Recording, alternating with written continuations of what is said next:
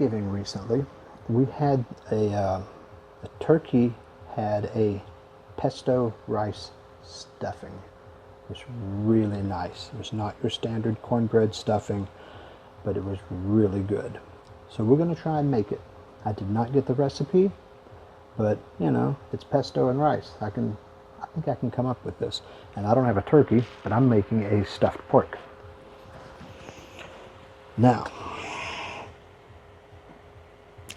I don't have a food processor, but I imagine at some point they made pesto before food processors were around. So we're going to do it. We're going to just have to chop it all by hand. If you're thinking of coming over here and you've got all these appliances or tools, and you're like, well, they're all 110, I don't want to bring them because they're just going to burn out. Bring them, because as long as you have them and use them, they're great. If they burn out, you had them for a while. So I should have brought all my kitchen stuff. I left a lot of kitchen appliances in the US, and I miss them all. But I can chop this stuff up, I think, good enough. We'll just kind of get some garlic ready.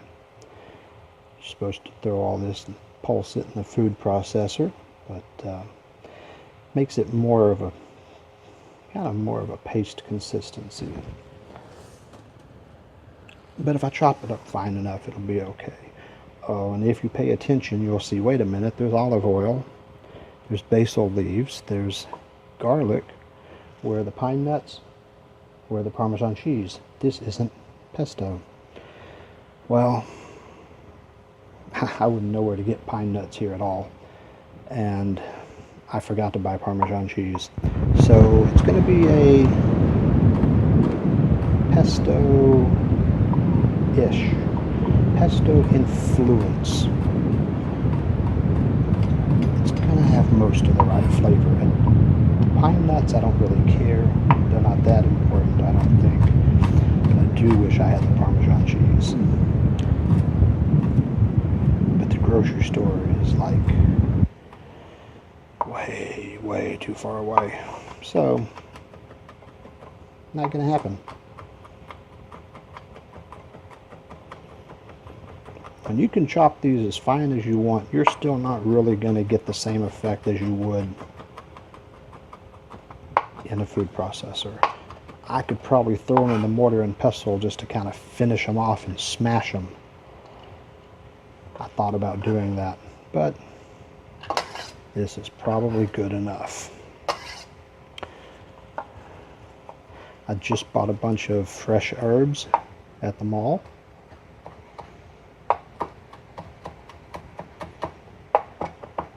Not just the herbs, I bought the plants rather. And so I will be planting all of this, but I just went and snatched a bunch off the basil before putting it in its, bought new pots for them. But this has some really big leaves, so I went ahead and snatched them. So we're just going to chop this up real fine.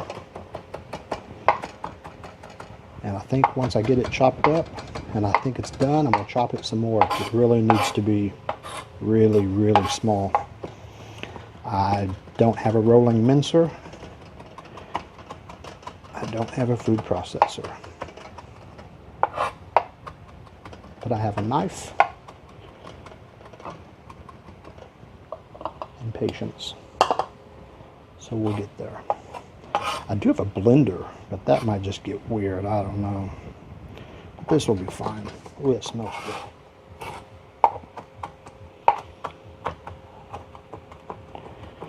Doesn't look like very much, but I'm only cooking for 2 people.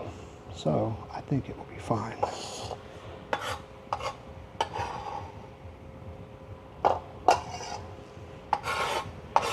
And we'll do this. We'll mix in some olive oil and try and blend it up as best we can, and it'll be pesto flavored, if not exactly what you would call pesto.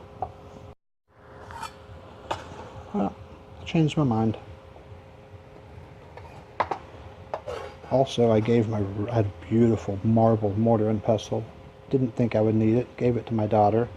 She says it's just a decoration on her kitchen shelf that she will not give up. So it's hers. I got this plastic one I bought here. It's junky, but it works. I just did a batch. This works very well.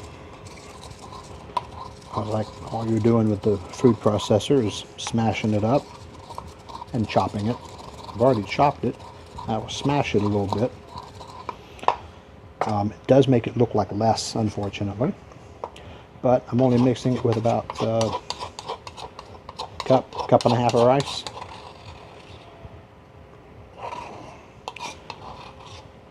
And stuffing some pork. And we'll see how it goes. Not sure what else, if it needs any other spice, we'll find out.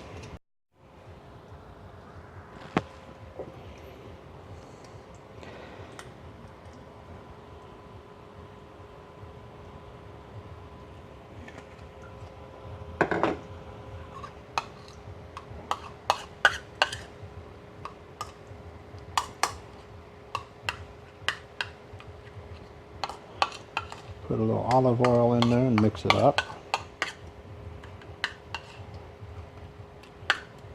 Actually, it's a little lumpy, but for stuffing it with rice, I think it'll be okay.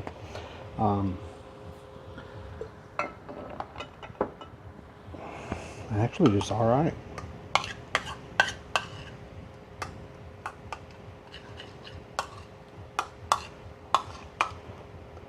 Just gonna work that into some rice, and we'll see.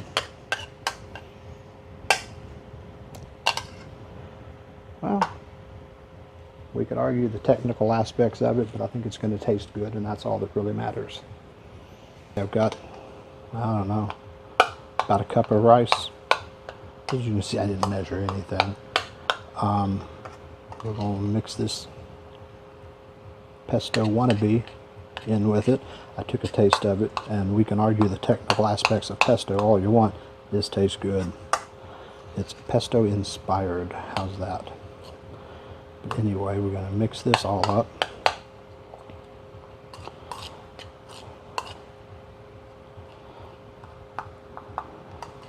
I was trying to think what else to add in with it, but once I took a taste of it, nothing. Because this tasted pretty good. Like I said, this guy made it for Thanksgiving. It was a pesto rice he stuffed in the turkey. I don't know where you'd get stuff like, you know, the cornbread stuffing or any of that. Some of the larger cities have stores where you can buy stuff like U.S. mixes. You could get like a stovetop or something maybe. But we don't have much of that here. So, this is what they call pork tapa. When you buy this, they take the knife and they do this zigzag cut, back and forth, zigzag, so it all just comes out and this kind of unfolds into this real thin, long piece of meat. They do it with pork, they do it with beef. Pork tapa and beef tapa. I don't know if there's a particular dish they use it for or exactly what, but what we're going to try, and I've never done this, is we're going to put a slit in it to stuff it. Let me see if I can get to the oven. We don't actually have an oven. See that thing? That's a turbo oven. It's got a heating element on top and a fan and a big bowl. It works well for cakes, and I've done some meats in it and cupcakes and stuff. It works actually pretty well. So I think that will be good. And we're going to see the best entry for this. I'm not sure. What I like about this, I was buying this a lot before we started getting that pork steak. When they make the pieces, it makes just real nice, little thin, they do real thin cuts. This is what I use when I make schnitzel. I have them cut it, and then I pound it out really thin. But this has very little fat, no bone, no skin. I mean, this is, I don't know what part of the pig this is, but this is a very clean cut. And anytime we get it, it's always really nice. It's always real lopsided and weird shaped, and it's just because when they get it out, it's this big chunk. They just hack it up into these pieces and then they cut it to order. But we're going to try and stuff one.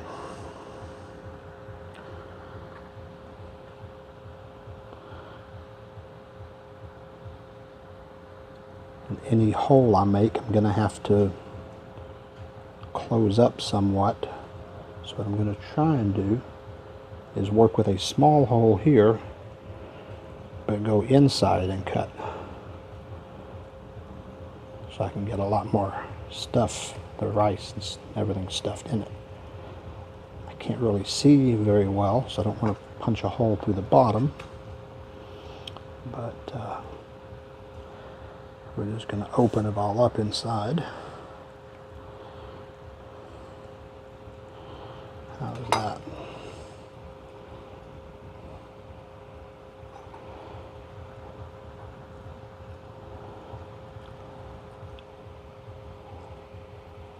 Oh, it's getting there. Need to get down in this point a little bit more. But yeah, it's going well. And that'll just there, so it goes into there, here, and here. That's a pretty, because it's thin. I don't want to cut down into that because I don't want to split it open. Okay. I don't know how much of this it's going to take.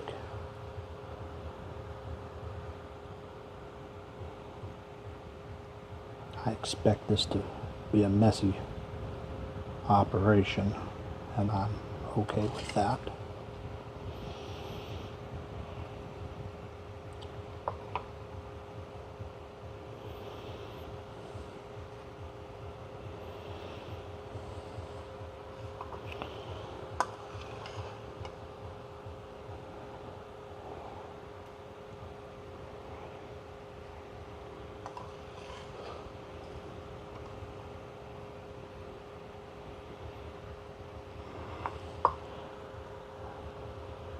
I am concerned how I'm going to close it up to cook it.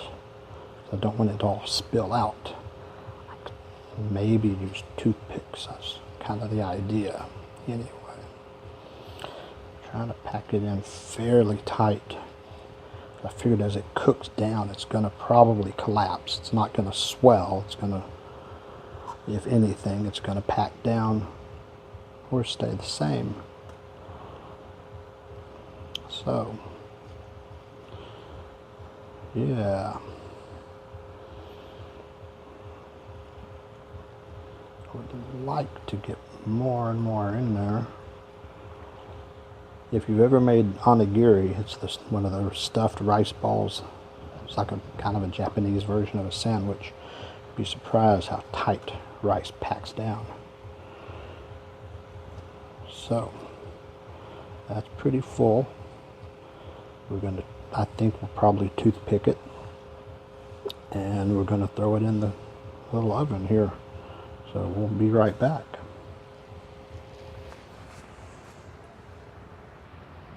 Okay, maybe here you can see the red. That's the heating element, and then there is a fan, and it circulates the hot air. It's a pretty good little oven. It's just kind of small. You could probably put a whole chicken in it. You're not going to do a turkey. I don't know, with a whole chicken you might lose a lot of your airflow. But it handles a 9-inch cake pan easily. You can put in a dozen cupcakes. I've done breaded pork and chicken in there and baked it. It's pretty good. Supposed to cook at a lot lower temperature and a lot faster than a regular oven. It does not. It's actually, I crank the heat up and cook it for a long time, but maybe it's not a very good one. In the US, these are a lot more expensive. You can pick these things up here for, oh God, what did I pay for this? Maybe $30. I mean, I went to the store to look at them and saw how cheap they were and said, we just buy it now. We didn't even think about it. So we've got this stuffed, and we're going to try and see if we can close it up. I don't know how well these are going to work to close it. Only one at a time. We're going to I've never tried to close up meat with anything, so this may be the wrong way to go. But that's gonna do. See, it's already heated up. It just, I mean, in a couple minutes it heats. And most of my actual bakeware I did leave in the US, and since I have no oven, I really don't miss it. Unfortunately, because I miss having an oven, and I miss some of the nice bakeware I collected over the years.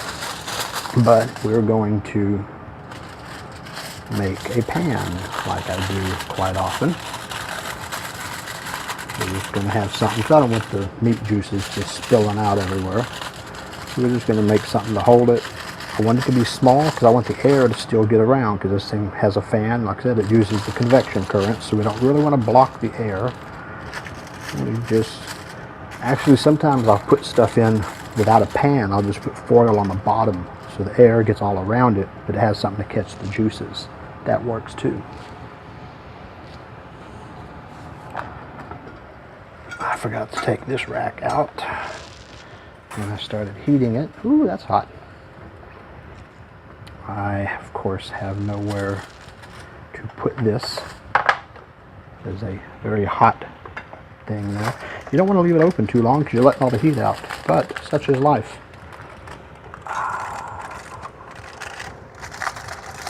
Turn that up a little more. I don't want to block, because I don't want to block the airflow. So yes, it's in there. I've just pretty much let all the heat out, but we're gonna try and let the air still get around it. I think we have enough airflow. Lid goes back on. Temperature switch is on, timer is on, nothing's on. The handle is a safety switch. That's cool. So when you pick it up, it automatically turns off. What's on the timer? It says 20 minutes. I think I'll do 25 and then check it. So we'll just let that run, and we'll come back in 25 minutes and see if we've made a mess. With those ingredients, it's still got to taste good. I cooked it for that, what did I say, 25 minutes? I changed it to 30. I cooked it for 30 minutes. Halfway through, I turned it. It looked like it was probably done, but I know she likes it done a little more than I do. So I went ahead and just let it go another 15 minutes. I was slightly wrong. The rice apparently was a little dry, so it did expand. I guess it soaked in some of the oil and the meat juices, and the rice did expand out, and it popped the toothpicks out. But they held it together good enough to cook it, and it looks pretty good. Definitely done.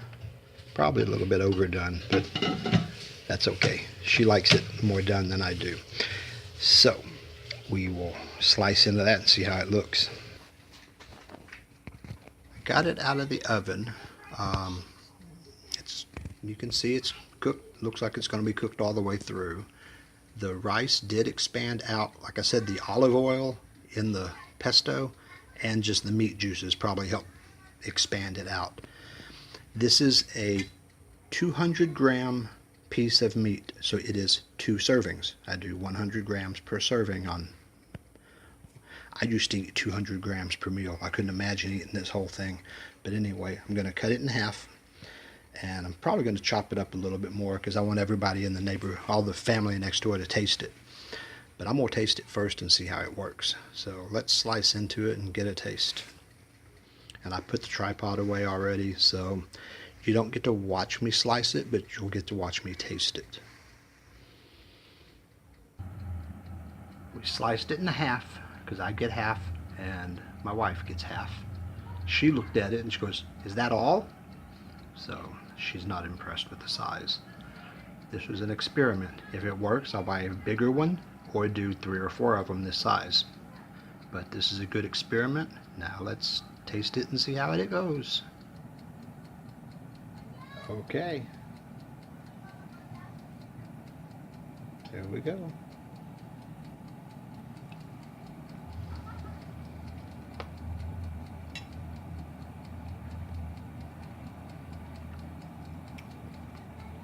That's nice. Usually I marinate meat before I cook it, but I figure this with the olive oil and the spices is going to marinate from the inside.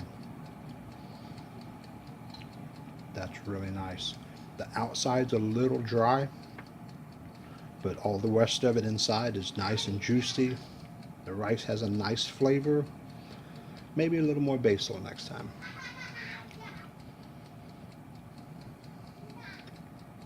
Yeah, it worked. Dinner is served. Now I don't want to share it. I want to eat the whole thing. So hard being a good person. Enjoy your day in paradise.